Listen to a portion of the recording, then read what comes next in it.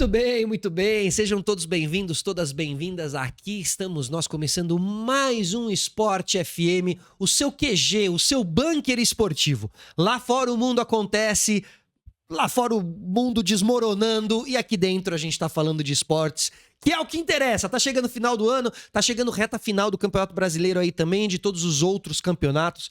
Tivemos a decisão da Libertadores aí também semana passada. A gente vai falar um pouquinho sobre tudo isso, um pouco sobre o ano de alguns times também. Vamos falar dos times de BH também, chegaram nas finais dos dois principais torneios da América do Sul aqui nesse ano, certo? Hoje, recebendo aqui comigo, minha amiga, pra gente trocar uma ideia bastante sobre futebol e esportes e comunicação também, Fê Arantes. Como estamos, Fê? Tudo bem? Tudo ótimo, nossa, que bom conseguir vir, porque nessa temporada de futebol tava apertado, mas eu queria muito vir aqui bater Não, e os papo. times mineiros indo bem, né? Você é muito querida por toda a galera ali de BH, né? Quando os times de BH vão bem, pra você é sempre também um momento de agenda apertada, assim, né? Não, acho que o futebol em geral, quando começa a chegar nesse final de competição, tanto Copa do Brasil, que é uma competição que eu amo e que eu tenho a oportunidade de acompanhar muito de perto, né? Com a Amazon Prime Video. E também a Libertadores, que é meu xodó, que foi onde eu acho que a grande visibilidade da minha carreira estourou, aconteceu, né? Eu tenho essa agenda mais apertada. Mas os times de Minas, eu sou mineira. E é engraçado que da primeira vez que a gente teve uma entrevista, né? Que eu dei entrevista pra você, eu falava muito sobre ser mineira, mas ter que esconder o meu sotaque na televisão. Eu acho que hoje deu uma reviravolta muito interessante de que o fato de eu ser mineira traz uma coisa afetiva, traz... Total. O Brasil acolheu o sotaque mineiro de uma forma nos últimos anos que virou o queridinho. Então não preciso mais esconder, é uma coisa natural. Né? Você viu um vídeo que viralizou de um assaltante? Sim. O cara vai fazer um assalto, só que ele é mineiro. Você viu esse vídeo? Aí ele chega, passa a bolsa, moça! A moça... Ai, que fofo, fala de novo. Passa a bolsa, cara. Esse vídeo é muito bom. Do tipo assim. Assalto, presta atenção. Mineiro é fofo até assaltando, né? Não, mas isso a gente é. O problema é que não assaltem, tá? Mas eu recebo vídeo o dia inteiro de assalto de mineiro, de batida de mineiro, o cara falando, de pedindo compra no telefone, no supermercado. Tudo que mineiro faz eu recebo. Ah, lembrei de você. Então, acho que a gente tá na moda. E assim, eu acho que cada vez mais também essas coisas, né? Antigamente, a televisão tinha isso, né? Do sotaque, né? Sim. E que é um negócio que envelheceu muito mal, né? Tinha-se de que o sotaque neutro era o sotaque paulista. Não faz o sotaque paulista. Com o do Rio. Isso, porque aí é neutro. Não é neutro. É paulista, caralho. É neutro pra você, que é paulista. Porque pro mineiro, o mineiro fala, não sei o quê. Pro mineiro, o sotaque paulista é um sotaque. É muito nariz empinado você achar que o sotaque neutro é o teu.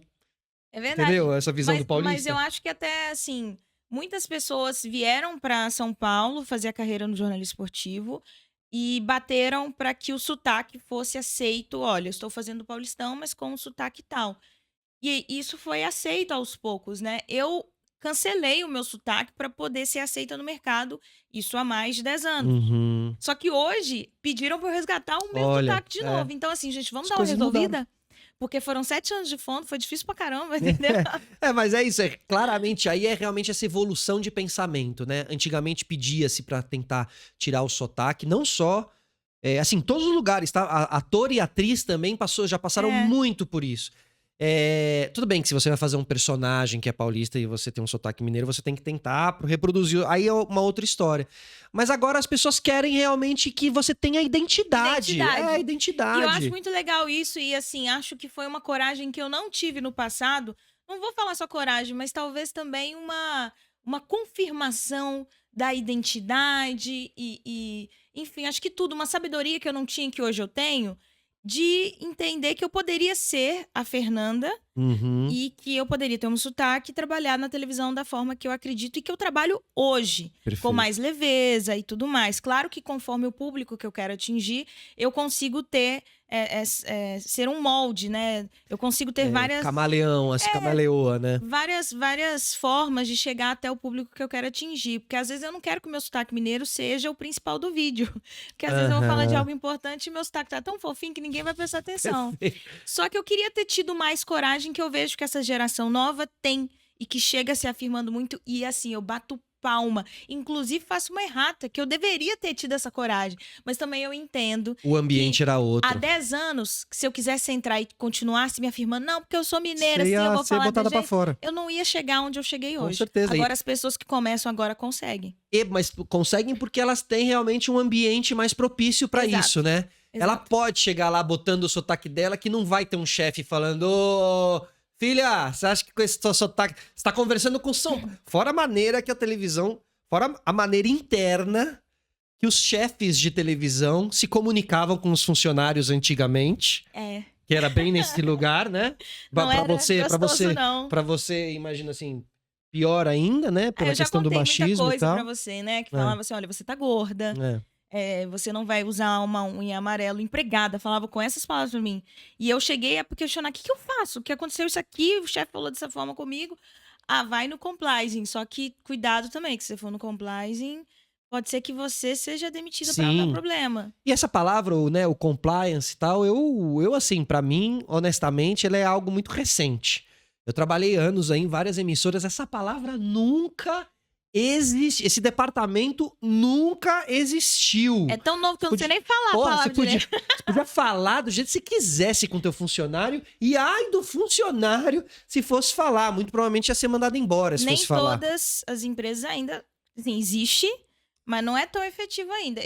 Eu sonho com um mundo que vai ter realmente o espaço em que você possa fazer essas denúncias e que vá ser efetivo. Sim, porque tem lugares que se você faz a denúncia, você passa a ser o novo alvo do negócio. Imagina, na empresa em que o dono é o pai do seu chefe. Como que isso... Sim, é difícil, ainda tem muita coisa que vai mudar. Mas o legal é que hoje tem internet pra você não ter chefe. Eu ia falar a mesma coisa. Eu ia falar aí que entra a internet, né? E as pessoas poderem realmente acreditar. Eu acho que hoje em dia, e você faz isso, hoje em dia você trabalha com os dois, né? Eu fico surfando ali e aqui. Na verdade, foi uma opção e foi uma estratégia. Talvez seja algo que as pessoas não veem, mas foi moldado. Porque eu saí da televisão assim que terminou a Libertadores no SBT. Houve um corte, eu saí desse corte, e eu fiquei com muita crise de identidade, porque eu nunca tinha sido demitida na minha vida. E ali, naquele momento, eu olhava e achava que eu estava errada, porque a gente é criado num formato que workaholic é super bonito e que a empresa que você trabalha é o seu sobrenome. Eu não tinha entendido que eu estava fazendo meu nome já há mais de 10 anos. E aí, quando eu saí daquilo ali, que eu não tinha uma empresa por trás e olhei, eu fiz a pergunta, o que eu quero? Quem eu sou e como eu quero me comunicar. E aí, eu só conseguia pensar assim, o que eu quero? Ir pra Bahia surfar. Então, a primeira coisa que eu fiz foi reorganizar minha cabeça de que eu iria dar uma pausa para que eu pudesse me reencontrar. Eu tive proposta para voltar para televisão 2 dias depois com um salário maior. E foi muito engraçado, porque eu tive que conversar com a TV e falar assim, olha, muito legal a proposta, eu fiquei muito feliz de vocês terem me escolhido e feito essa proposta 2 dias depois que eu saí, mas eu preciso dar um tempo, eu preciso entender o que está acontecendo no mercado. E aí eles falaram, não, a gente dá 30 dias antes de você entrar. Eu falei assim, não é suficiente. Não é isso que eu quero. Eu não quero ainda a TV de novo, porque eu já estava percebendo que o modelo televisão precisaria ser reinventado em alguns formatos dentro da televisão, e isso não estava acontecendo em todo lugar. Eu falei, não, vou dar um tempo. E aí eu fui pra Bahia surfar, realmente aprendi a surfar, virei uma mineira que surfa. E quando eu voltei, vieram mais oportunidades. E aí eu fui pegando essas oportunidades, tanto que assim, no mesmo ano eu viajei pra Copa do Mundo Feminina, fui pra Austrália, entender como fazia uma cobertura pra internet, só pra internet. E principalmente percebi que ainda tinha uma discrepância de quem estava fazendo pra internet pra quem estava fazendo pra televisão. Parecia que você estava abaixo. Só que você trazia muita visibilidade. E começou a crescer o número de pessoas que estavam ali só para fazer pra internet. E eu olhei para aquilo e falei, eu acho que esse aqui é o caminho. Gostei muito disso aqui. E aí já comecei a fazer a Copa do Brasil com a Amazon Prime Video. Curti pra caramba, porque Copa do Brasil é uma coisa deliciosa de fazer. Um dia você tá no calor do Nordeste, depois você tá em Caxias do Sul, numa friaca danada. Teve algum jogo, assim, dessa Copa do Brasil de 2024 que mais te marcou, assim? Muitos. Me dá um exemplo. Eu fui fazer o Corinthians em Arapiraca.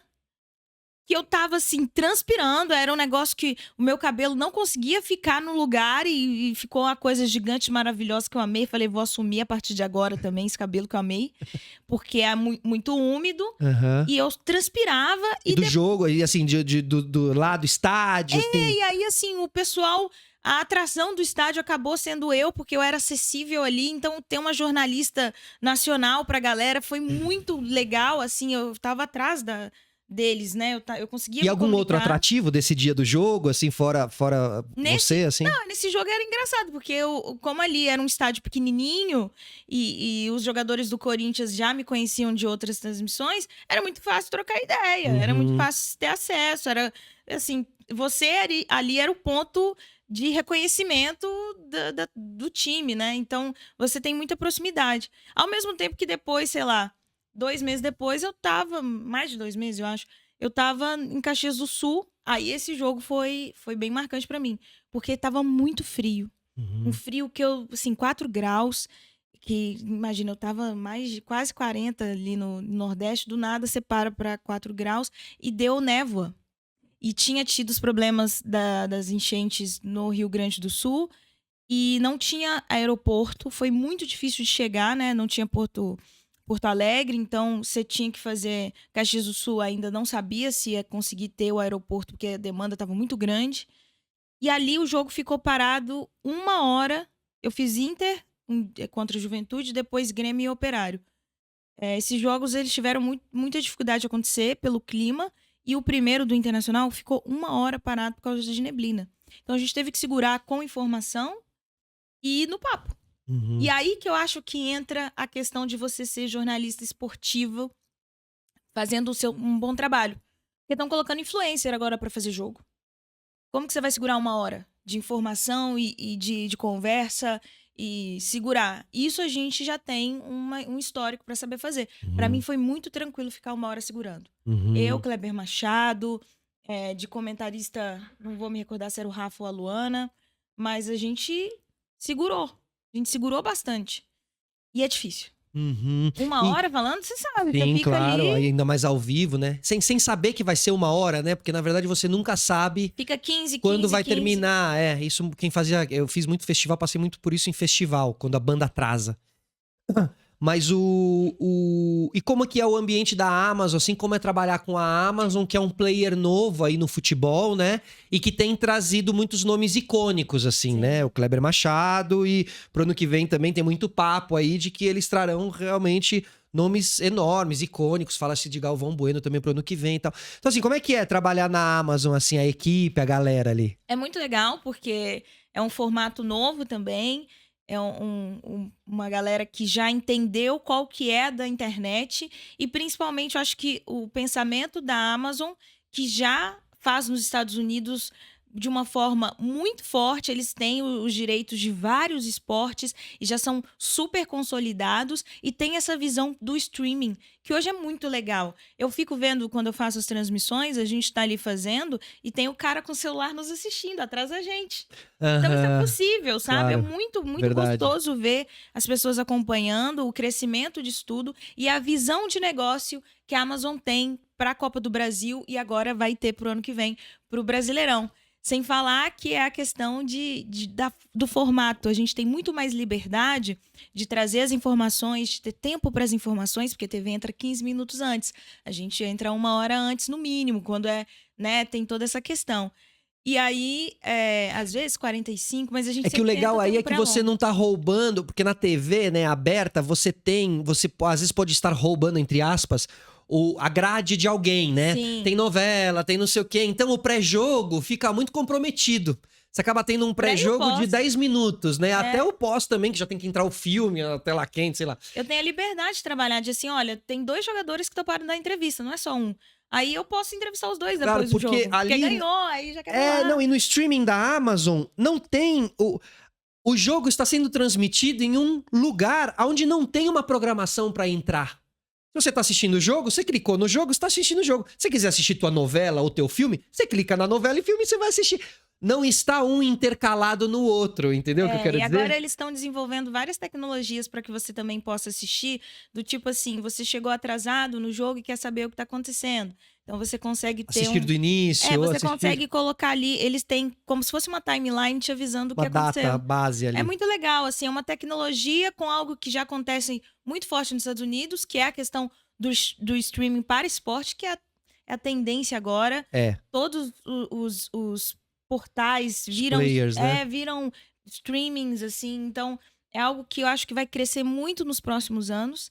E que foi uma visão muito legal, assim, que eu olhei e falei, pô, é isso que eu gosto. Eu não vou abandonar o jornalismo esportivo, mas ao mesmo tempo eu consigo também me dedicar para a internet. Uhum. Foi aí que eu tomei a decisão e foi muito difícil, porque eu tive que falar não para muita oportunidade legal, mas que eu não via o crescimento da Fernanda Arantes, das minhas redes também, em parceria. Porque na televisão você dá exclusividade, né?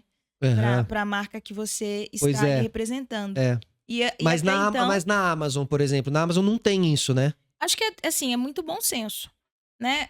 Eu tenho a liberdade, eu tenho um contrato com eles, a gente faz a programação e eu amo. E às vezes a gente casa também outros produtos. Eu acho que existe uma liberdade de conversa e é muito humano, é muito legal. Isso que Mas, por exemplo, estando na valorizo. Amazon, você não tá proibida de trabalhar com internet, por exemplo? Não, porque aí são dois canais diferentes, né? Eu tô prestando o serviço da reportagem para eles, ao mesmo tempo que eu tenho os meus parceiros nas redes. Mas e por que algumas emissoras de TV ainda não conseguem pensar assim, você acha? Eu acredito que elas estão tentando pensar, mas elas estão concentrando tudo nelas. A Globo, por exemplo, hoje em dia tem uma agência dentro, que cada repórter, apresentador, mas principalmente os talentos, e é isso que eu acho engraçado, que muitos não entram no quesito talento. Jornalismo e entretenimento, né? Na TV eles costumam separar muito, né? É mais apresentador que então vai... costuma se tratar como talento, mais quem é do entretenimento. Uhum. E o jornalista, ele tem que lutar muito para ser enxergado dentro de uma emissora como talento. Por isso que muitos vão embora, claro. Pro entretenimento. Então, sim, essa mudança. O sonho do jornalista, mesmo você pode apresentar o Jornal Nacional, literalmente. Você ser a maior apresentadora do maior jornal do Brasil. O bichinho quer te levar pro entretenimento. Por exemplo. Tô falando dela. Porque aí você pode fazer comercial. Ela, ficou anos e anos sem poder fazer uma campanha comercial, porque ela é jornalista, né? Jornalismo. E uma campanha dá um retorno muito grande, às vezes alguns meses do seu salário. E eu queria também ter essa questão dos meus parceiros ali, que eu via que casava muito com o meu estilo de vida, né? Uhum. Eu comecei a me interessar muito por automobilismo, que era uma coisa que... Pô, ninguém me incentivou a dirigir, a pegar meu carro e pegar estradas. E de repente eu tenho essa possibilidade de entender a tecnologia do carro, de me sentir super empoderada de dirigir horas na estrada. Uhum. Então eu comecei a olhar essas questões e ver o que realmente tinha a ver comigo. E o que eu acho que foi mais difícil, falar não para muitas questões, televisão e tudo mais, para eu entender que eu ia seguir um caminho que eu poderia tanto chegar mais pessoas como Fernanda, que eu tava achando muito legal não ser mais só repórter de tal emissora, né? Uhum. E me diz uma coisa, você falou de automobilismo, né? Você assistiu a série do Senna? Todinha. E aí, o que você achou? Eu assisti ontem, tudo. Por coincidência. Sentou pra assistir e viu os 6 episódios. Exatamente. Eu tava muito curiosa, né, pra como que eles iriam... Eu já conhecia a questão de cada pontuação, cada campeonato que ele participou e como contariam isso com a vida pessoal, né? Eu tava na expectativa. Eu conheci a Júlia, que interpretou a Adriane Galisteu nas Olimpíadas, na cobertura das Olimpíadas, e eu já tava nessa expectativa. Vocês já tinham conversado sobre quanto tempo de tela, como que vai acontecer, e eu acho muito legal o posicionamento da Adriane se colocar, o porquê que ela escolheu toda essa questão de falar em qual momento. Acho que ela foi muito respeitosa durante a carreira dela em questão Senna. Ela nunca faltou respeito com a família nem com ele, e eu tava ansiosa, e realmente foi muito pouquinho tempo, né? Muito, né? Queria ter visto mais. Eu vi algumas cenas que a gente tem icônicas, assim, de que era com ela e foram com a Xuxa. Uhum. Então, tava afim da polêmica também. Tava querendo ver a polêmica, mas muito legal ver a questão de como colocaram a interpretação do Gabriel. É muito bonita. Em vários momentos de contraluz, de tudo, você se confunde. Total. E ele retratando o momento icônico, né, dele ganhando o No Brasil, né? campeonato. O campeonato. Ele ganhou no Brasil. É muito momento icônico, né? Não, no Brasil, ele sem conseguir levantar a taça, aquela parte foi... E ele fez uma... Eu reparo muito nisso, né? Como trabalho de ator e tal. Como quando ele levanta a taça, ele Foi levanta... igualzinho. Igual, porque o Senna, ele não levantava pra frente. Ele levantava um pouco pra trás, assim. E teve que o impulso. E aí tem o impulso. O pai abraçando, ele não conseguindo abraçar o pai. Falou, vem cá, vem cá. É assim, eu que sou um fã consumidor de tudo, eu fui vendo a série e fui matando as cenas. Tem uma conversa dele com o Prost, que eles, logo no começo, quando eles vão disputar o torneio, que eles ficam meio se provocando. E aí, não dá pra terminar empatado? Não, não, só um vai ganhar, não sei o quê, Aquela né? cordialidade sem querer ser cordial, né? E aí eu acho que eu fui consumindo a série, vendo de fato as cenas reais, eu achei muito parecido. E também as entrevistas depois que tudo aconteceu, né? Porque eu acho que faltou contar muita coisa que aconteceu depois, Não, né? 6 episódios é muito pouco. Quem sabe não vem uma parte 2 do pós? Seria interessante para... Fica aí a dica, se quiser contratar a gente por opinião. Fazer o roteiro. Alô, Gulani. a gente tem algum tipo de pesquisa. Mas que legal ver que... Qual seria um outro esportista brasileiro que você acha que mereceria uma série digna de Senna? Ronaldo, sem dúvida... Fenômeno. Ronaldinho Gaúcho também, só que eu acho que seria uma série muito engraçada. Muito, seria meio... Que gênero... O gênero do Ronaldo seria drama. Seria drama pelas lesões. O gênero Ronaldinho, comédia, né? Comédia, só aleatória. Só que eu acho que seria... Como que chama aquela que tá muito em alta, que é na Apple TV? Ted Lasso? Não, Ted Lasso é maravilhoso. É do Ronaldinho Gaúcho, é a Ted Lasso. Total. Agora, também teria aquela... Eu acho que a do cozinheiro. The Bear. Então, acho que seria um pouco isso, porque a The Bear ela foi colocada como comédia.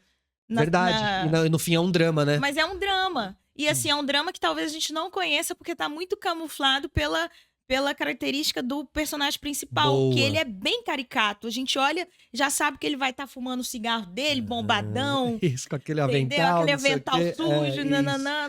O que você quer dizer é que, assim... A série do Ronaldinho poderia surpreender, né? Porque a gente tem a tendência de ver o Ronaldinho como um cara que tá sempre alegre, sempre feliz. Sempre que a gente vê ele, a gente tá risado. Que ele passou no início. Foi e assim, poxa, né? Ninguém conhece o choro do palhaço, né? Tipo assim. Então, assim, quando você aprofunda ali o olhar, com certeza deve ter muito drama. Com certeza tem muito drama na vida do Ronaldinho. Eu acho que se eu quisesse muito ver uma série, eu acho que essas são óbvias. São respostas que... Boa, então vamos sair do óbvio aqui. Tostão. Bom.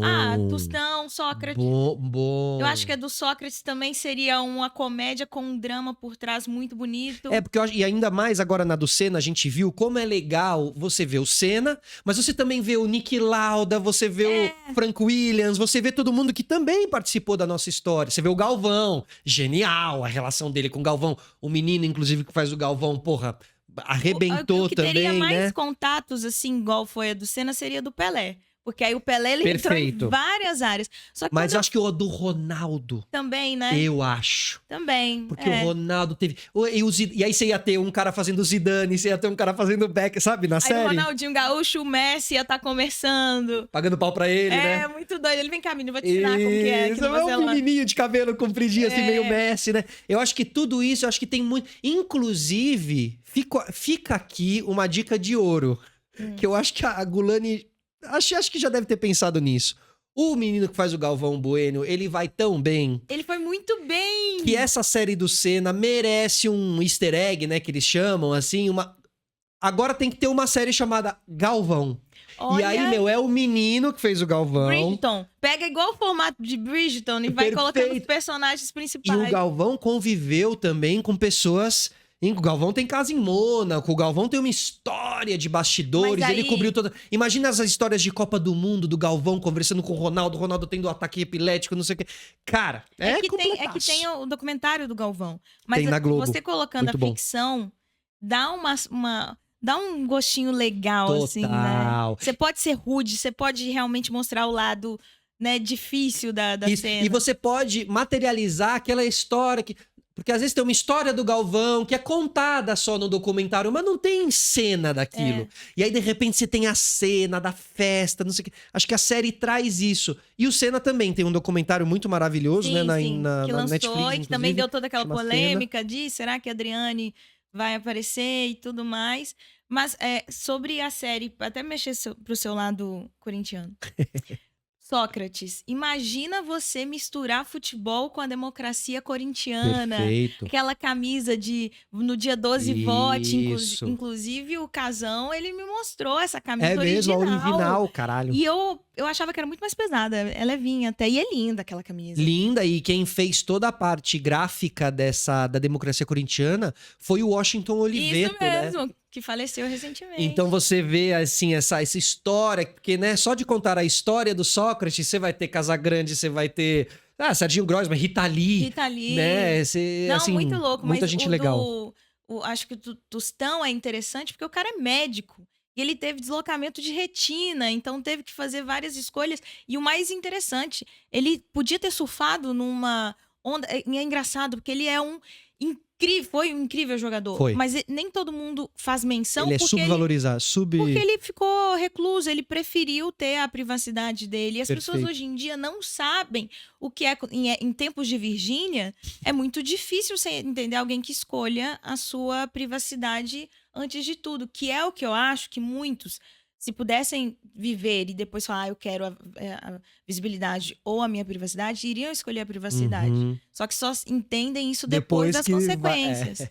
E ele não, ele tinha tudo, ele olhou e falou, não, quero privacidade. Tanto que foi o cara mais difícil de eu conseguir entrevistar na minha carreira. Cara. Eu já entrevistei o Messi e tudo, e realmente o Tostão foi o cara mais difícil para conseguir entrevistar. Porque ele não dá entrevista. Eu consegui entrevistá-lo quando houve uma série do Cruzeiro, dos ganhadores de 66, inclusive, né, 66 e 67, que foram anos de ouro ali pro Cruzeiro.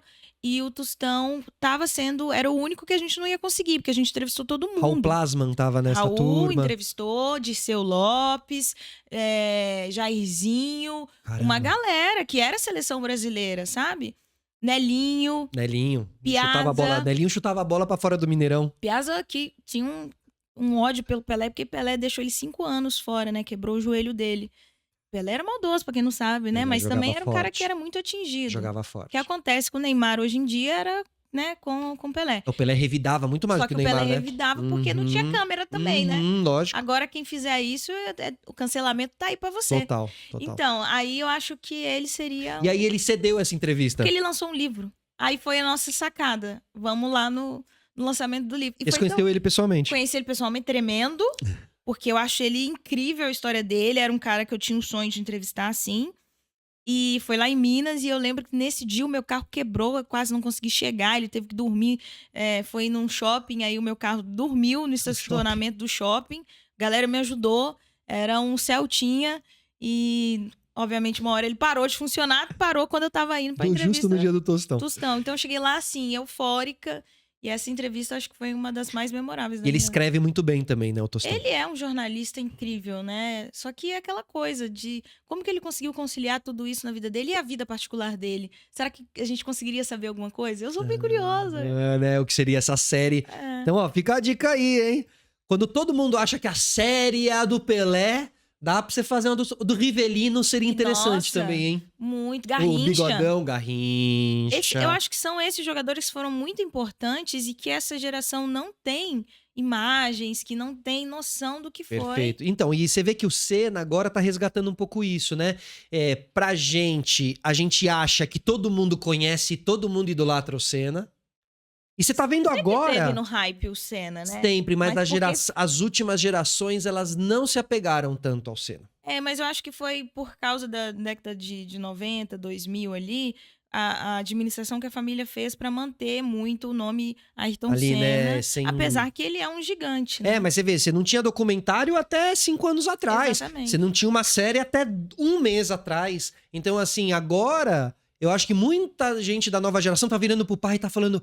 Caramba, pai, agora eu tô entendendo o que você tá falando. Ou tá vendo a série e de repente começa a chorar no meio da série e fala, cara, tivemos um brasileiro assim. Porque, meu, o Senna é o nosso...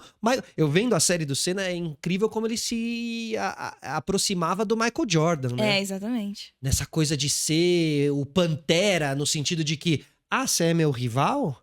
Você vai querer ganhar de mim? Eu sou muito legal aqui. Mas aqui dentro, malandro, não vai ter legalzinho, não. Sem risadinha. Quanto de jogadores de futebol que se inspiram no Ayrton Senna? São muitos. Eu vejo muita tatuagem em jogador de futebol da bandeira quadriculada. Sim. Do Senna. Tem mesmo? Tem mesmo. Eu vou te falar o nome de um, né? No pescoço o Rafael Sobis tem. Mas a bandeira quadriculada dele é por causa do Senna? Por causa do Senna. Mesmo, olha, não sabia. Por causa do Senna. Mas o Sobis é um cara... ele sabe também. Sabe onde buscar referência. A grande verdade, Fê, na minha opinião, é que o grande ídolo dos jogadores de futebol mesmo é o Neymar. E que as atitudes do Senna são atitudes de quem é meio bunda mole pra um jogador de futebol. E que as atitudes do Neymar é que são legais, entendeu? E a gente vê aí as consequências disso tudo. Tem 2 craques da seleção brasileira presos por estupro. Tá ligado? E tipo assim, se eles se inspirassem mais no Senna, a gente teria... Acho que a gente teria uma seleção muito mais... Não vou falar aqui a palavra pra não ser deselegante com você, mas sabe, seria uma seleção muito mais poderosa e respeitável. Que já teve, né? Da época do Senna já teve. Perfeito, né? Lembra quando o Senna, inclusive, né? Não sei quem lembra desse contexto histórico, mas o Senna morre e 2 meses depois a gente ganhou uma Copa do Mundo, né? Sim, então tava muito presente o Senna na nossa vida. E os caras levavam, lembra? A bandeira Senna, os jogadores, lembra? O Senna era um representante pra eles. E olha o que eles fizeram com uma seleção que nem era tão forte. Que hoje, assim. quando você for falar de jogador, né, referência, a gente tem Messi, Neymar e Cristiano Ronaldo. São os 3 nomes fortes do futebol dos últimos anos, atuais. E aí são 3 jogadores com perfis completamente diferentes. Mas se a gente for olhar atrás, a gente tinha quem também contemporâneo? Ronaldo, Ronaldinho Gaúcho. Romário. E, não, até internacional mesmo. Quem tava junto com eles? O Romário foi um pouquinho antes, né? Podemos falar Romário e Bebeto. Ibrahimovic, quem tava junto com os caras? Ibrahimovic, Beckham. Também eram perfis diferentes, assim, mas falando do uso de hoje, a gente vê o Messi, que é um cara introspectivo, que ele é muito concentrado, ele é muito calado. Acho que a palavra dele é introspectivo. Exemplar, né? Cara exemplar. Cara de família, casou novo, teve os filhos e tudo mais. Aí do outro lado tem o Cristiano Ronaldo, também, que não nasceu com essa potência toda, mas se tornou uma potência com a disciplina e é fissurado na disciplina. Acho que isso é muito parecido com a Ayrton Senna.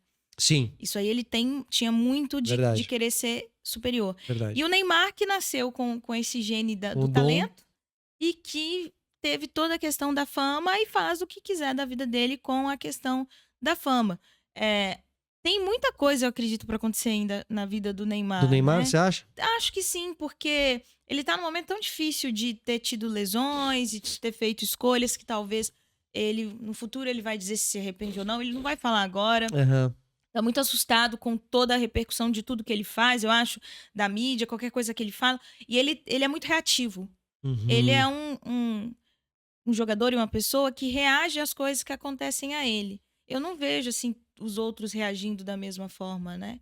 Mas ele faz questão de se defender, porque também deve ser muito pesado. Mas ele quer viver de uma forma e ele escolheu e tá assumindo. E eu acho que a gente só vai saber mesmo dos detalhes quando ele fizer o documentário. Porque esse documentário aí não me convenceu, não. Até porque só vai ser bom um documentário do Neymar quando não for ele que faz. Pode ser também, mas... Porque enquanto ele estiver fazendo, ou ele vai... bem velhinho, quando ele já estiver falando o que ele quiser falar, entendeu? Quando ele for mais... Realmente, né? Quando ele amadurecer e conseguir enxergar... Nossa, amadureceu o Neymar com 80 anos. Porra, meu cara tem... enfim, eu não sou... o cara com 30 ainda... Eu vejo muita dificuldade nele em amadurecer, assim. Vejo muita dificuldade nele em amadurecer. Acho que ele já passou por situações que já era pra ele ter... Já era pra ele ter, mas não vejo. Ainda não vejo que ele virou a chavinha, não. E pelo visto, acho que ele só vai virar essa chavinha quando ele já tiver parado de jogar, assim, e sabe? será que tá próximo? Porque o corpo dele muda. Eu acho que as pessoas acham que não. Eu acho que tá. Eu acho que assim, eu já vejo o Neymar como um cara que, tipo, já foi, mas tem gente que ainda alimenta essa coisa de que eu sonho ele ainda vai voltar, ele ainda pode ganhar uma Copa pro Brasil e tal. Seria Acho lindo esse enredo. Seria lindo. Seria, mas acho bem difícil. Mas vai ficar com Cara, ele vai me surpreender muito, porque assim, é difícil você conseguir você sair de um corpo que tá. Eu vejo o Neymar, eu não sei, eu tenho essa impressão, é uma impressão minha. Eu acho ele inchado hoje em dia.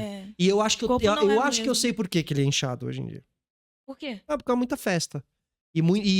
Na festa se faz uma parada e eu acho que é muito disso. Acho que é muito álcool. Acho que é muito álcool. Tem o tratamento das lesões. Mas aí Sócrates os remédios não ia jogar tudo que jogou. Mas um outro tempo. E o Sócrates teve uma carreira muito curta. Sim. Muito curta. O Ney, eu acho que assim, é muito difícil o cara conseguir voltar a recuperar, sabe, essa forma necessária pra chegar e ganhar uma Copa. Não sei se ele tá afim. Na verdade, eu não acho que Copa. Quanto falta? Um ano?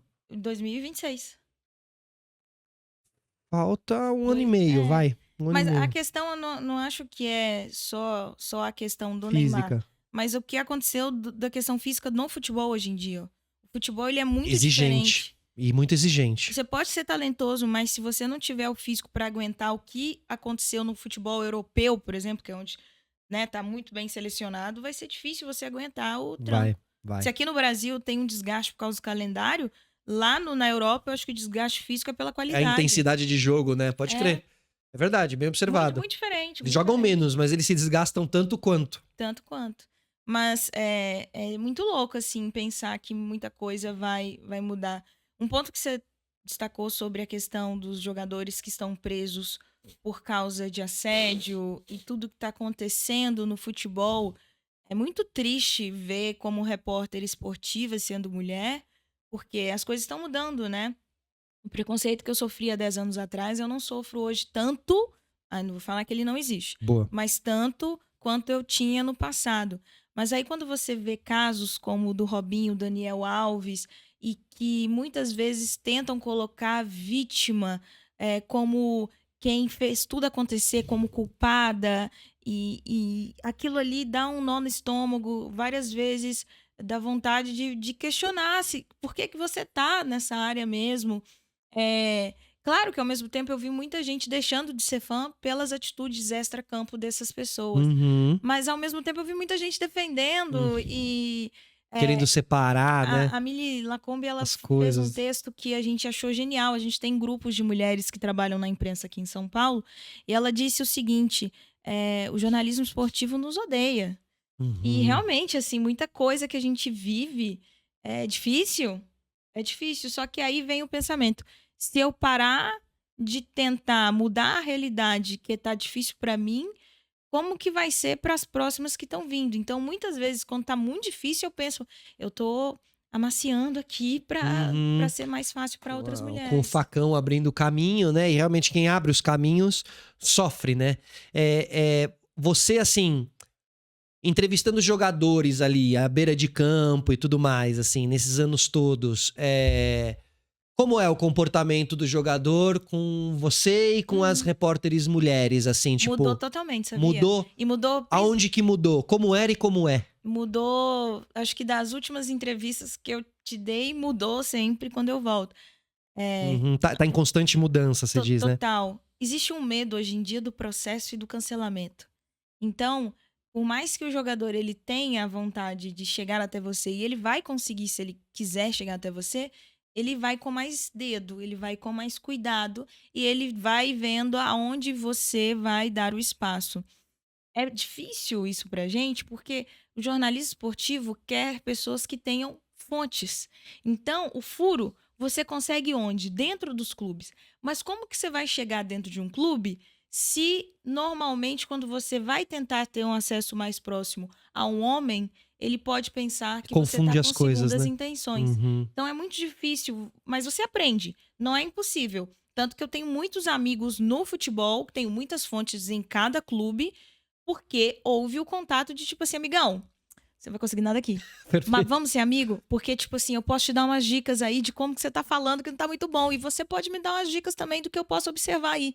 Vamos trocar? Vamos ser legal um com o outro? Você já foi, mas também você já teve uma comunicação bem direta e clara, eu sou né? muito direta e sou muito clara, assim, de... E aí, muito engraçado, porque vem muito jovem também, né? Eu tô com 32 anos, o garoto que subiu com 19 anos, eu olho e falo assim, meu querido... E ele já achando, porque os jogadores já sobem achando que...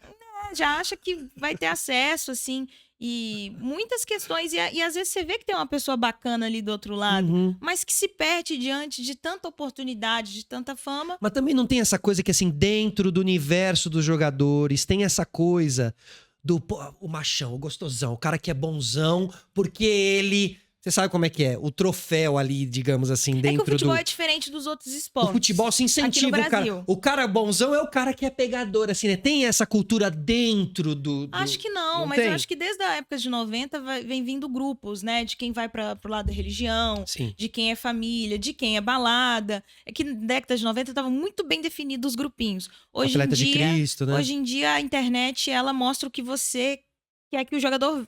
Que você veja, que o jogador quer te mostrar. E vem a assessoria aí que põe as fotos, os vídeos. Hoje é dia de jogo. Olha eu treinando fora aqui do meu treinamento. Nananana. Mas existe muito cara bacana. E eu vou nomear, se não dá nome exatamente, mas principalmente o cara que foi muito famoso e veio pro futebol brasileiro. E que ele troca uma ideia com você, assim, de boa. Porque lá tem muito jornalista também que faz isso, essa relação próxima. Só que é cada vez mais difícil você ter acesso a esses jogadores. Acho que você precisa ter uma relevância na internet para o jogador conversar com você, né? E se vier com outras intenções, você deixa claro, você conversa claro. Mas muitos têm medo. Até pelos casos que a gente está vendo hoje, muitos têm medo de conversar com você. E isso dificulta um pouco a apuração sendo mulher. Porque o cara que é jornalista vai chegar igual o Galvão era com a Ayrton. Lógico. Você entende? Lógico. Ela realmente é... Na série do Ayrton mostra a jornalista lá também, aquele parte da jornalista, que falou assim, olha, eu sou casada, não tenho... Então, assim, antes acho que devia ser pior ainda. Hoje, como eles têm medo, existe um abismo maior que você vai ali pra conversar. Mas é muito difícil. É bem complicado, mas é possível, né? Porque a reportagem de campo é diferente de quando você tá protegida pela câmera do estúdio, né? Assim, você tá lá no meio da guerra. Outra coisa, a internet, o tanto de print que o pessoal tem dado, o tanto de coisas que filmam, que... Nossa, isso é pra eles... Realmente é também, muito complicado. Né? Então, os jogadores acabam mandando mensagem, respondendo e tudo, com aquela coisa da bombinha, que você só tem uma visualização. E aí você vai conversando e entendendo o que está acontecendo na vida daquela pessoa e se mostrando aberta sem julgamento também. Perfeito. Porque, assim, sendo muito sincera, se uma pessoa chega para mim, igual aconteceu no primeiro vídeo desse ano que viralizou nas minhas redes, que eu estava em Caraíva, eu estava num lugar maravilhoso, e que, naquele momento, tinha dado um problema nas minhas redes de que eu postei uma foto de biquíni e me perguntaram, um perfil de futebol, de quantos meses eu estava. Nossa. E eu estava completando 4 anos que eu fui a primeira repórter mulher a fazer uma final de Libertadores na TV aberta. E aí eu falei, eu tenho que responder sobre isso? Sobre o cara falando que eu tô gorda aqui, do que eu fiz na minha carreira? E aí, quando eu fui dar esse depoimento, fui gravar, estava em Caraíva, estava... me sentindo maravilhosa, lindíssima, num paraíso, porque ela é maravilhoso, vá, Caraíva, é maravilhoso. Um carroceiro passou atrás de mim e falou assim, olha, se existe mulher mais bonita que você, tá escondido. E aí, eu olhei pra ele e falei, muito obrigada, bom dia. Porque eu tava de bem com a vida, ele me elogiou, não me senti ofendida. Aquilo ali viralizou e entrou num debate de tipo, se fosse uma Ferrari, ela ia entrar na Ferrari? Se fosse uma feminista... ela iria xingar o cara? Ela iria processar o carroceiro? Gente, eu sou feminista, pra quem não sabe. Mas eu estava bem, eu recebi um elogio. Eu estava na praia e ele foi educado comigo. Assim, não foi uma cantada, foi um elogio. Se for uma cantada, foi educado. E aquela coisa, a pessoa, se ela tá ali tendo acesso a você... respeitosamente, que eu acho que é essa a grande diferença. Se ele tivesse me chamado de gostosa, ele tinha levado a resposta. Mas aí vou entrar aqui. Eu jamais faria hoje em dia o que esse carroceiro fez. Mesmo com educação. Porque pra mim, o que eu entendi é que assim... não aborde. com educação ou sem educação. Porque assim, se não fica uma coisa... então com educação... É uma linha, é um debate bom da gente ter, e a gente sempre fala muito abertamente disso, mas assim, é uma linha tênue. Eu prefiro não arriscar. Muita gente vai se sentir ofendida com isso. Porque o carroceiro... Então, mas que bom que ele que se cruzou ali, duas pessoas que estavam com uma boa energia. E foi com educação e voltou e foi, né? Ele seguiu o caminho dele que foi e você ficou no seu. Eu entendo perfeitamente o que aconteceu. O debate na internet, porque isso assustou as pessoas, eu ter sido extremamente educada com o cara.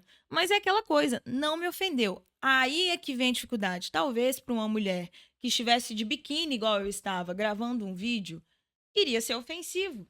Aí vai de cada pessoa. Vai, e com tá certeza. Tudo certo. Vai de cada pessoa. Eu acho que você vai também tentando achar o espaço ali. Ali era um paraíso, eu tava me sentindo super bem. Eu entendi que aquilo ali foi um elogio. Então, pra mim, tava tudo certo. Sim. Na minha visão, por exemplo, acho que também existem várias formas de se falar. Mas se há uma abordagem, e isso pra mim e pras pessoas que estão ao meu redor, que estão comigo na minha vida pessoal, que é uma coisa que eu não abro nas minhas redes. Se há uma abordagem, né, que não for ofensiva, que a pessoa tentou chegar até mim, pra mim tá tudo bem virar e falar assim, ô, amigão, infelizmente, eu não quero nada, eu sou realmente só profissional, mas se quiser uma amiga aí pra compartilhar a ideia, porque eu tenho a visão do jornalista, eu tenho a visão do campo. E sim, eu tenho vários contatos que são super tranquilos de conversar, sabe? Perfeito. Então, é aquela coisa, eu sei dar o meu limite é aqui, não ultrapasse o meu limite.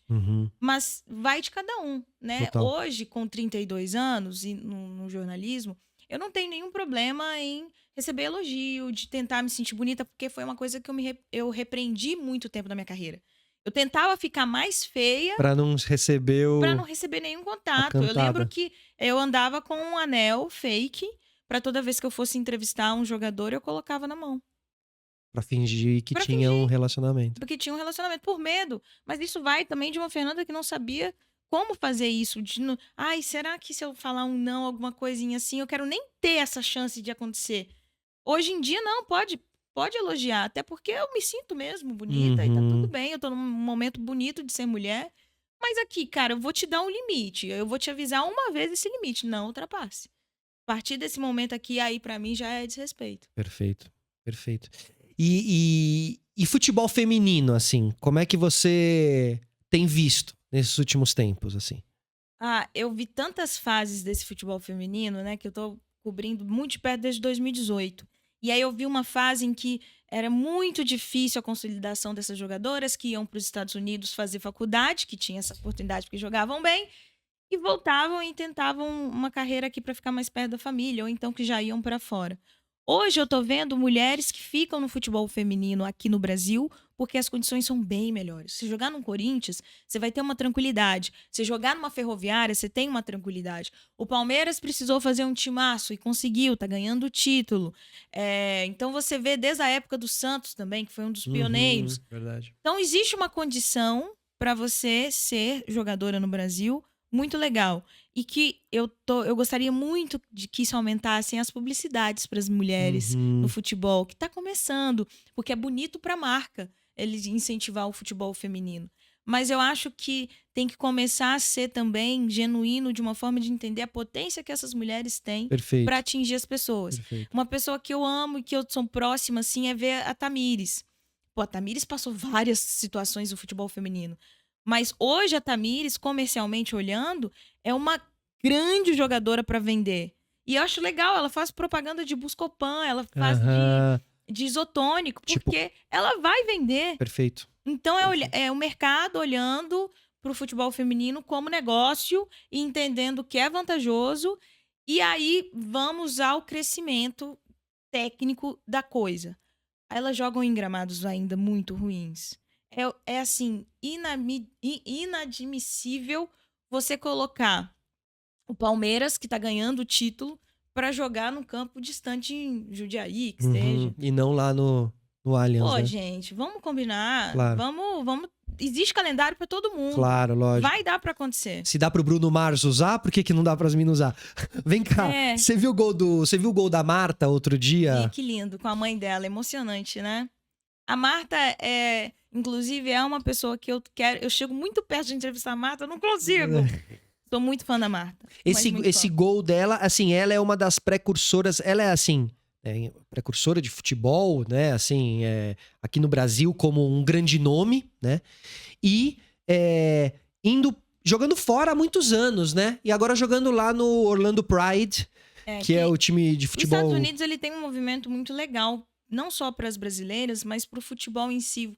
Vamos falar um pouco de cultura pop. Quando você vê as atrizes investindo em futebol feminino, construindo times... Olha que legal. Atriz que tá fazendo um canal só de futebol não, de esportes femininos nos Estados Unidos, você vê que a preocupação... Porque aqui a preocupação é muito na questão de consumo. E, infelizmente, não é consumido da forma que vai ser daqui a 10 anos. Mas há uma disputa já de emissoras de quem vai ter o direito. Uhum. Só que quem tem o direito também, às vezes, não coloca tudo que pode colocar na final e tudo. Acho muito interessante o que a Globo tá fazendo, que tá colocando as finais já, né? Mas Na eu acho Globo que precisa mesmo. ainda... Precisa de mais, assim. Existe um medo de investir aqui no Brasil. E lá nos Estados Unidos, eu acho que a teoria de o que vale é o conteúdo, que é um conteúdo muito legal, é algo que me faz brilhar os olhos, de pensar, poxa, isso aqui pode chegar pro Brasil, gente, isso aqui pode funcionar. E a Marta, esse ano, ela teve ali uma situação ruim nas Olimpíadas, né, que onde ela foi expulsa de um jeito que, né, que a gente não tá acostumado a ver a Marta fazer, enfim, foi ali um momento mesmo de jogo. E eu acho que aquilo ficou uma impressão muito do tipo, ai, poxa, ela terminou a carreira, não sei o quê. E esse golaço dela reacendeu. O Orlando Pride ganhou o campeonato com esse gol dela, e ela né? considerada melhor ali, né? Mas eu acho que... e tem... Nossa, o Orlando Pride tem histórias tão lindas, assim, que realmente tem que aplaudir o que esse time faz, sabe? E recentemente eu falei com a Luana Bertolucci, que enfrentou, né? Bateu o sininho do câncer. E ela tá bem. E que legal ver um clube dando toda assistência de tratamento. E enquanto ela não se sentir preparada, ela não vai voltar para a equipe, mas ela já tá voltando, mas ela teve tempo. Aqui no Brasil, a jogadora se preocupa se vai poder engravidar, porque não sabe se vai ter o suporte. Então, as leis estão mudando e precisa ser ainda mais efetivo. Na questão da Marta, a Marta é uma jogadora que ela entendeu que ela é muito além do futebol, sabe? Ela é um exemplo para a nossa nação de batalhar, de conquistar as suas coisas. Então, eu acho muito interessante que ela sempre está pensando na conclusão da carreira, mas ela não consegue, porque ela sabe que ela tem mais para entregar. E é muito isso que a gente busca, né? De ver no futebol feminino mulheres que estão indo além, porque não é sobre ela encerrar a carreira, mas é sobre o que ela vai entregar ainda. Por exemplo, Olimpíadas. Lá na Copa do Mundo Feminina, ela já tinha dado um fim. Só que ela voltou para Olimpíadas. Total. Por quê? Porque ela queria fazer mais com o grupo e por ela. Eu acho que até mais pelo grupo do que por ela. Perfeito. Porque eu não acho que ela tem esse egoísmo de pensar só na carreira dela. E eu até... Senão ela já tinha aposentado. Mas eu até acho que ela... concordo, porque eu também acho que ela entende algumas limitações físicas hoje em dia, assim, que não é mais aquela jovem Marta que a gente conheceu. Mas quando ela vai lá e faz aquele gol, ela cala a boca de todo mundo, assim. Porque aquele é um gol de explosão, aquele é um gol de quem tá com físico bom, entendeu? E você já pensou? Olha o Cristiano Ronaldo, olha todo mundo. Hoje dá pra você jogar por mais tempo, né? Mas quando eu penso assim, que a Marta quer dar uma Copa do Mundo, Olimpíadas e tudo pro Brasil... Não acho que é porque ela quer a medalha. É porque ela quer continuar popularizando esse esporte para as mulheres brasileiras. Quando a Copa do Mundo Feminina começou, ela já estava na luta de que, como um teste, inclusive, já estava na luta de que queria que o futebol feminino no Brasil fosse fortalecido. E a gente vai entender isso só com título, porque a gente é muito imediatista. Sim. A gente quer que a coisa aconteça, falando, que eu sou campeã mundial. Então, ela entende que para levar para um patamar superior, os títulos vão ter que ser mais significativos ainda. Acho que realmente um título mundial do Brasil feminino aqui traria um outro Normal, né? Também, normal. Acho que isso também... Vai ter Copa do Mundo feminina aqui. Isso, então. Imagina se ganha, sabe? Acho que se... Já de ter aqui já vai ser uma grande festa. Mas você sabe como o brasileiro é, e aí eu acho que inclusive no masculino também, não no futebol, mas em outros esportes, a gente só olha quando alguém ganha. Se não ganhar, ninguém vê tênis. Mas se o Guga tá ganhando tudo, todo mundo tá vendo tênis. Exatamente. A gente é assim, a gente é performático, né? E vai ter essa Copa do Mundo em 2027, que inclusive fiz muita campanha para que viesse pro Brasil. E aí quando você vê, né, o pessoal do Flamengo falando, mas vai colocar um Maracanã, deixa colocar um campo menor. Você tem noção do que tá acontecendo no Corinthians feminino, que o público é superior do que acontece no masculino? A arena fica lotada. Em vários outros lugares, quando você vê a Ferroviária, o time feminino dá mais resultado do que o masculino. Sim, o masculino, com certeza. Então, vai ser um marco histórico, porque a gente já viu na Austrália a quantidade de pessoas. Quando a gente fala Copa América também, estádios lotados no feminino. 2027 vai calar a boca de muita gente que questiona o futebol feminino. Aconteceu uma coisa muito triste recentemente, que a minha sobrinha, que é novinha e tudo, e que tá começando, ela falou, mas eu não acho que no futebol feminino as mulheres têm que ganhar o mesmo que os homens, por causa que elas não jogam igual aos homens ainda. Aquilo me deu, assim, uma dor de cabeça, eu queria passar mal. Que eu vou te explicar e aí eu sentei com ela e fui explicar, mas vocês sabem por que a gente não tá ainda no mesmo nível que você gostaria de ver? E sabe por que você tem que apoiar o salário igual? Pra gente chegar nesse nível, para que tenha condições, para que não seja necessário tanta desigualdade de tratamento, de campo, de moradia. Poxa, na Ferroviária, quando eu era setorista, eu cito muito a Ferroviária porque eu vi isso muito de perto. Os homens chegando de Camaro e as meninas de bicicleta. Então há muita coisa para fazer ainda. E muita coisa que a nova geração ainda não tá enxergando. Mas, ao mesmo tempo, por mais que ela agora entendeu, comecei a alfabetizar no futebol nisso, feminino, muita coisa com ela. Entendo que ela não tinha acesso a essas coisas ainda. Não era um papo que a gente tinha. Perfeito. Então não julgo, porque ela é muito nova, mas sentindo a obrigação de passar. E fiquei muito brava, que eu falei, eu não quero que você passe o que eu passei, né? Sim. E eu acredito que ela vai entender, porque ao mesmo tempo ela é palmeirense. Ao mesmo tempo que ela ama o Rafael Veiga, ela adorava a Bia Zanerato. Então eu senti que... No mesmo nível ali, né? Falei, acho que a gente tá... Tem ídolo cara e tem ídolo mina no futebol, né? Pras meninas e tal. Isso é legal mesmo. Só que aí a questão, consome? Assiste pra caramba o futebol Perfeito, feminino? então... Tem que assistir. Claro, e as jogadoras têm que ser cada vez mais comerciais e aparecendo mesmo e tal, e serem... motivo de... Sabe, tem que ter documentário da Marta logo aí na Globoplay, porque tem de todo mundo, não tem o da Marta. Tem que começar a ter... Exatamente, é um ponto importante. Tem que começar a ter esse audiovisual dedicado pro futebol feminino. Nos Estados Unidos tem um documentário, inclusive eu acho que tá na Amazon. Um documentário muito legal sobre as meninas da seleção americana e a Rapinoe, né? Megan Rapinoe, né? Comandando tudo ali, porque aquele time lá, aquela seleção americana de futebol feminino não é um elenco de esportistas, é um elenco de... como é que chama? Quando você vai na rua, você é ativista. Ativista, ali total, as mulheres, muita coisa. as mulheres americanas, elas vão muito além das quatro linhas e elas têm voz ativa nervosa. Mas eu assim, acho que é o desafio também para a própria imprensa de como fazer as pessoas consumirem o futebol feminino.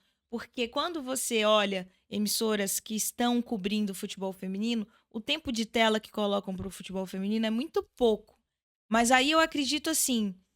É a mesma coisa de você colocar rugby Perfeito. no horário do futebol. Como que você vai fazer o rugby ser atrativo com a galera que consome futebol? Não é impossível, não. Não, claro que não. Mas você tem que saber como acertar. Você tem que fazer um trabalho, né? Você tem que fazer um trabalho de começar a colocar... a Fórmula 1 não fez isso com o Drive to Survive? O documentário. A Fórmula 1 tava na pior. Fizeram um documentário e explodiram. Você tem que trabalhar o seu produto. Globo, quer fazer futebol feminino? Então, na nova novela das 9, tem que ter um núcleo de meninas da hora que jogam futebol. Elas têm um time de futebol. Exatamente. E aí, todo mundo tá vendo a novela, vai comentar. Ou seja... Você tem que trabalhar o seu produto, cara. Não adianta só na hora que chega a Copa do Mundo você falar: todo mundo, venha ver o futebol feminino, porque o futebol feminino é legal, porque o futebol feminino...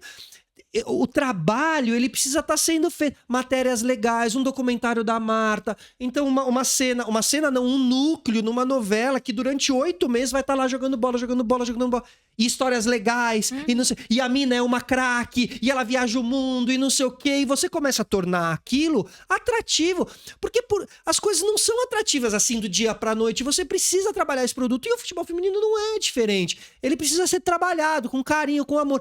Mas o trabalhar o futebol feminino não é só você falar sobre o futebol feminino, é você transformar isso num produto consumível, legal. Eu acho que a Rapinoe, ela tem uma coisa visual que ela te chama a atenção ali, o cabelo rosa, ela tem um estilo de... Então, às vezes você é pego por isso. Mas eu gosto dela porque ela não tá nem aí do que você vai pensar dela. Perfeito. Ela só tá aí pro que ela quer mudar na sociedade que ela vive. E parece que ela usa aquele cabelo só pra ela você fazer olhar pra ela. Olha essa menina, vou ver aqui. Aí, de repente, quando você vai ver a Rapinoe, ela tá te dando um discurso político sem saliva. Com a bandeira...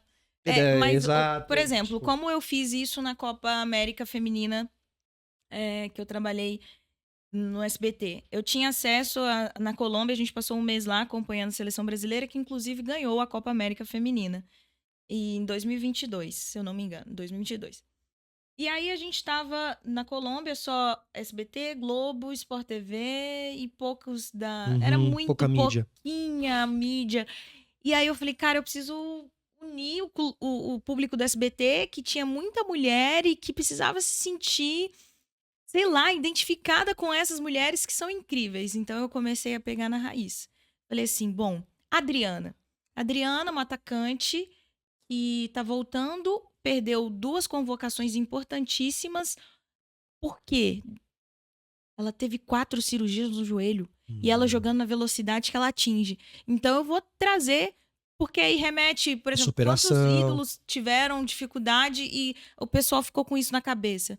Aí você olha, você conta essa história. Olha, ela teve 4 cirurgias no joelho, ela perdeu várias convocações e agora é o momento dela. E ganhou. Humanizando. E ganhou. Então, a mulher que tá assistindo ali, a dona de casa, quem for que estiver, fala assim, meu Deus, que legal que ela se superou.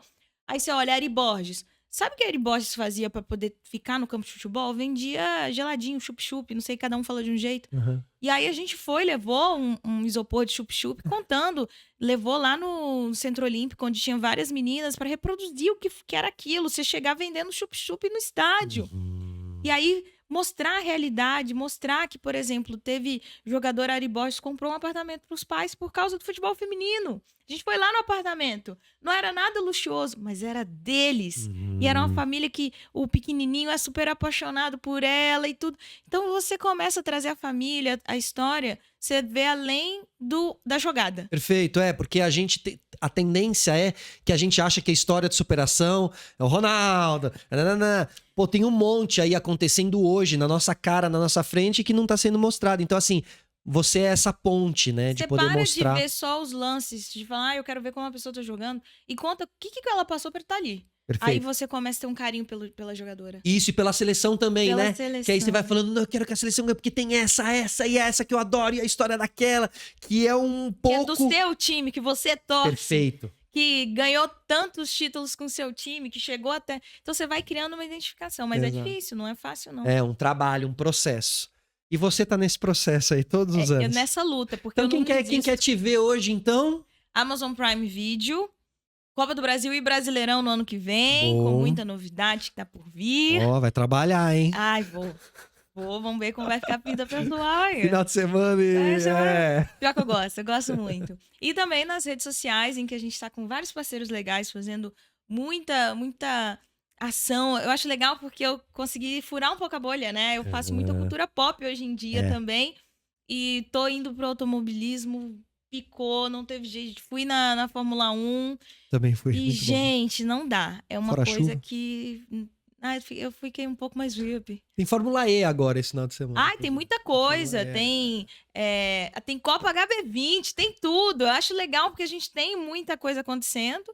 E várias histórias, né? Várias mulheres competindo também no automobilismo. E eu tô adorando entrar nesse universo. Muito misto, né? Tem misto, né? Tem mulher competindo com cara na pista, não tem? Com as mesmas condições. equilibra, né, a questão do peso, coloca ali os saquinhos de areia para ficar o mesmo peso. Então, o que vai valer ali é a competência delas. É legal que não separou, né? Acho que tem alguns esportes que realmente tem que fazer mesmo, separar as mulheres contra as mulheres.